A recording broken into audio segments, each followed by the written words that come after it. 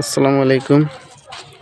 আমরা গাছের গোড়ায় যে মালচিং ছিদ্র করে যে বীজ দেওয়া হয়েছিল, সেই জায়গা যে মাটি দেখা যায় যেতটুক, অতটুকুর পরে কিন্তু ঘাস হয়ে যায়। যে দেখতে পাচ্ছেন প্রচুর পরিমাণে ঘাস হয়েছে।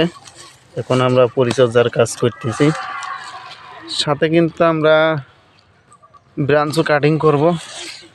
আমরা এবছর 1 গিট, 2 গিট, 3 গিট, 3 গিটের এই যে 1 ইঞ্চি মতো রেখে কাটিং করে দেব। আর এই দুইটা এখনো কাটার মতো হয়নি, যে গাছটাতে দেখাচ্ছি, তবে এই যে ভেঙে দিয়েছি, এটাতে আমরা কিছুই রাখতেছি না। তো এরকম করে কিন্তু আমরা প্রত্যেকটি গাছেই কী করব, আমাদের দেখতে পাচ্ছেন এটা আমাদের তুষারা শসা।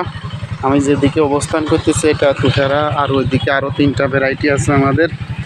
তো সবাই দোয়া করবেন যাতে আমাদের রমজান টার্গেট করে যে লাগানো, যাতে আমরা রমজানটা পাই।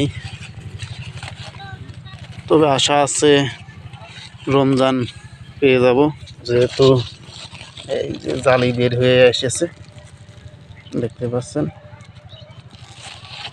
তো আরও আপডেট জানতে চাইলে আমাদের চ্যানেলটি সাবস্ক্রাইব করুন, সাবস্ক্রাইব করে বেল আইকনটি বাজিয়ে দিয়ে আমাদের পাশেই থাকবেন। আল্লাহ হাফেজ।